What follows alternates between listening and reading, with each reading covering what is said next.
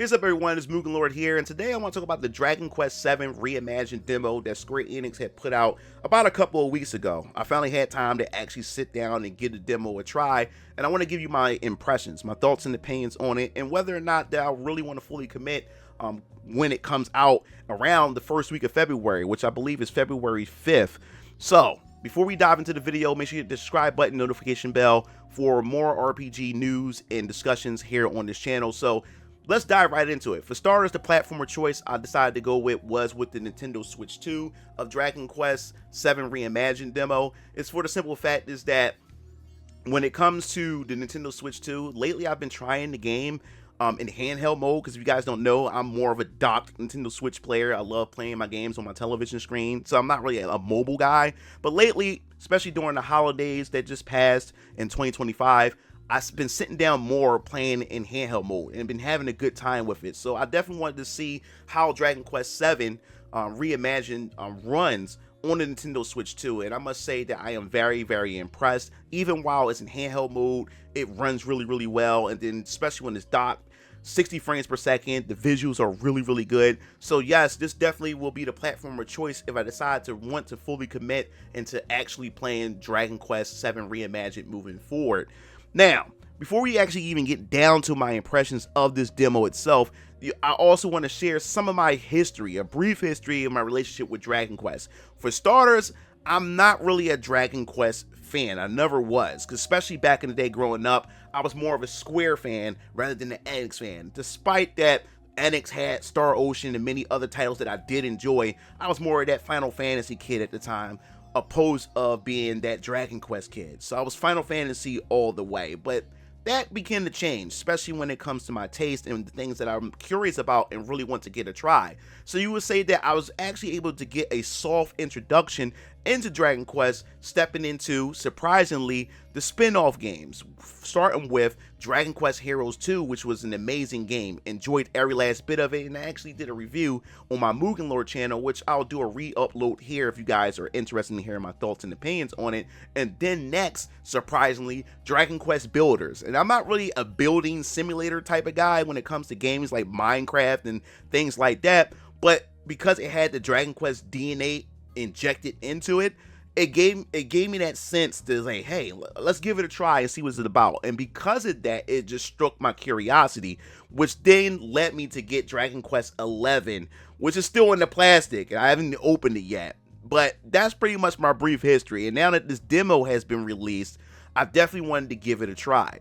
Now, the reason why, and this caught my attention, especially when it comes to Dragon Quest VII Reimagined, the thing that really struck me with curiosity is the stylized art style that they decided to go with, which is this kind of like panoramic visuals, and I think it really complements Toriyama's art style and everything, and I think that's really cool. And what I like about what Square Enix has been doing with their classics is this HD 2D style. So that was their way to be able to pay homage to their classic era, especially during the SNES era, where JRPGs was just rocking it during that era, which is one of my favorite eras of JRPGs. So they was able to give that nostalgic, but also give us that flavor that we enjoy when it comes to storytelling, character development, and everything like that.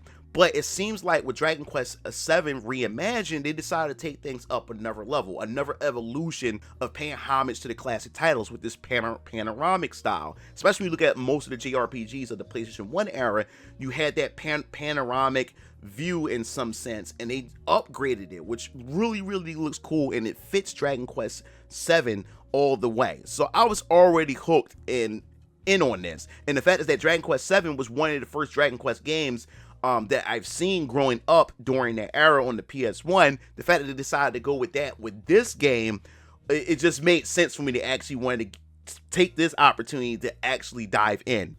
Now, the thing that I really can't say about this demo, as far as my impressions and how I feel about it, is when it comes to the original Dragon Quest VII. I hadn't played the original Dragon Quest VII, so my knowledge as far as how faithful it is, I don't know.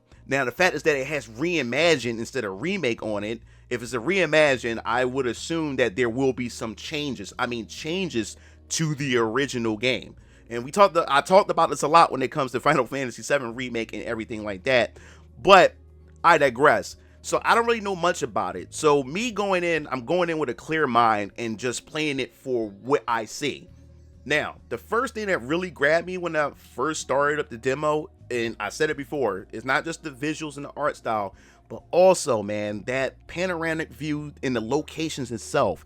I think this is some of the most beautiful art style I've ever seen, especially with a more modern take when it comes to a classic such as Dragon Quest VII. It looks beautiful. The locations and how well lit the locations are really pulls me in. I think they have done a real good job of that, and I can't wait to see, even past this demo, if I decide to actually go full force with a commitment towards it, to see how well Square Enix has done the other locations. And the fact is that I'm able to play it and you look at the overworld of specific islands that's so far in the demo that you're able to play so far. It just looks gorgeous, and I can only imagine what some of the fans of the original feel about how it looked and how well it transitioned over from the classic on the PS1 and over to the reimagined version of it. And I can only imagine how they feel about that. Now, when it comes to the story of Dragon Quest VII Reimagined, there's not really much we can say about it. It's because Square Enix has some specific rules about this demo, about spoilers and what you can and cannot say. But what I will say is, it's pretty much when your typical traditional grand adventure. Two best friends want to go out and leave the island because they know the island their whole life. You got the prince, Kiefer, and you got the main protagonist, and of course you have Maribel, one of the annoying friends, decides that she wants to tag along with these guys. And as these guys pretty much go on this grand adventure, they start to uncover certain mysteries. Because I would say that this mystery that I did not expect as I started playing through the demo really had me scratch my head in a good way. I am intrigued. Now I will say this: the combat is traditional turn-based. The type of games that I enjoy when it comes to my RPGs. I love turn-based combat.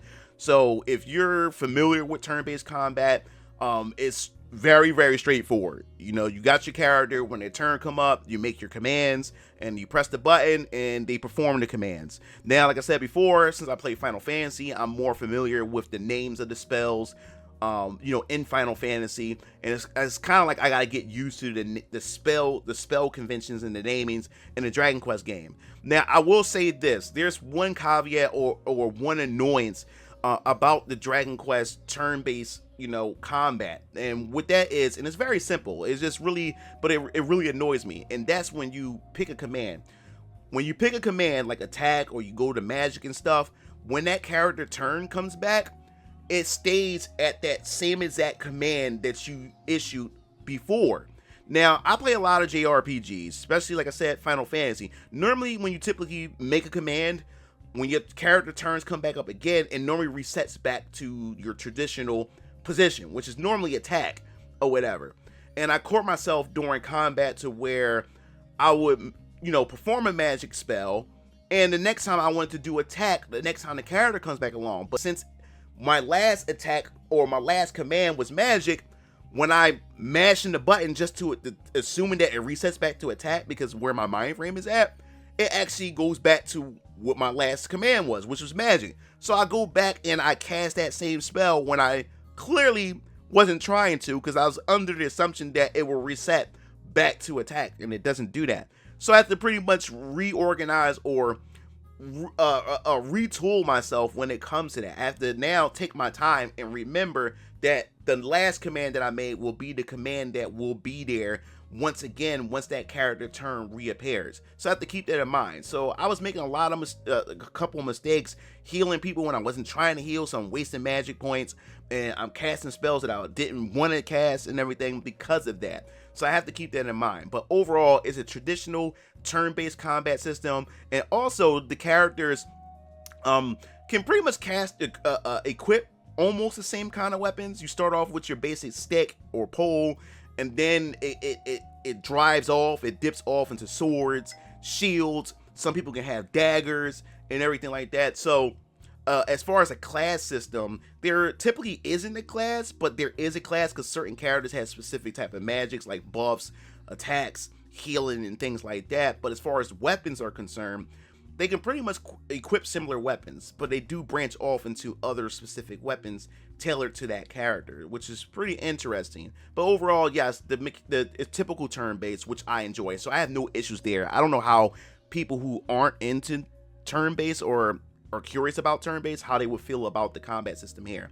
And then, of course, the music itself. The music is fantastic. The orchestra style music of the original tracks and everything, I think is pretty cool. I was able to go listen to the original music on YouTube and then compare it to the music that's here, and I think they've done a wonderful job. It fits the art style, it fits how everything is with this Reimagined, and I'm looking forward to see what other tracks that this game has to offer and deliver. But overall, man, I think they have done a really good job, and because of that, because of how I felt and the impressions that had left with me, I definitely want to give this game a try when the game releases in February. I definitely want to actually commit moving forward with this. And I put about 8 hours into the demo because I spent a lot of time level grinding while playing this game. So I'm about level 10 where I last left off in the demo.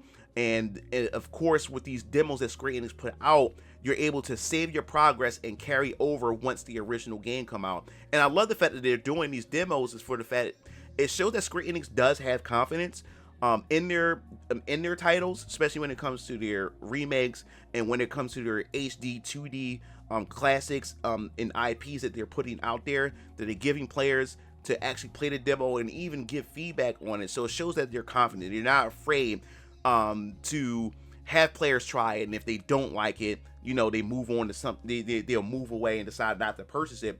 But they have confidence to know that, yo, like, we got a quality product here. And the fact is that I was able to put that much hours so far, about 8 to almost 10 hours into this demo, shows how confident that they really are in this. So I definitely want to give this try moving forward. I also want to see other JRPG classics make a return, but in this panoramic style, like Dragon Quest VII Reimagined. Now, I know the panoramic style is not something that they invented. In fact, Phantasia Neo Dimensions, which is another game that's created by the father of Final Fantasy, has also introduced that style as well. So this is nothing new, but I would love to see some of the classics return this way. Can you imagine Chrono Trigger? I mean, we already see Toriyama's style with Dragon Quest VII Reimagined with the panoramic visuals and everything.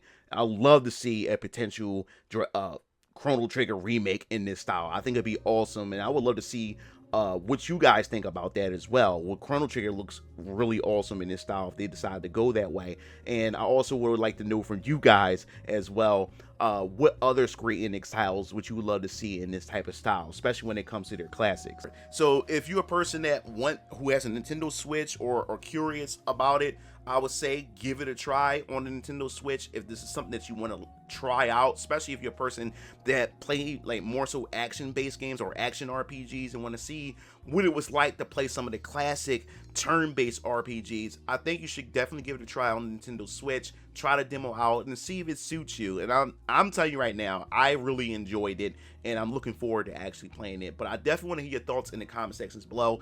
What do you think about Dragon Quest VII Reimagined? Have you played the original? How does it stack up so far? Let me know some of the changes that were made, because it is reimagined. So Reimagined, I'm telling you right now, I already just having that subtitle Reimagined, I can almost guarantee that it's not going to be truly faithful to the original. I think some liberties are going to be made. I just don't know what those liberties are since I have not played the original. So I definitely want to hear your thoughts in the comment section below. So if you enjoyed the video, definitely make sure you hit that subscribe button once again, notification bell, for more RPG news here on this channel. This is Mugen Lord, sign off. I'll see you Game Fiends later.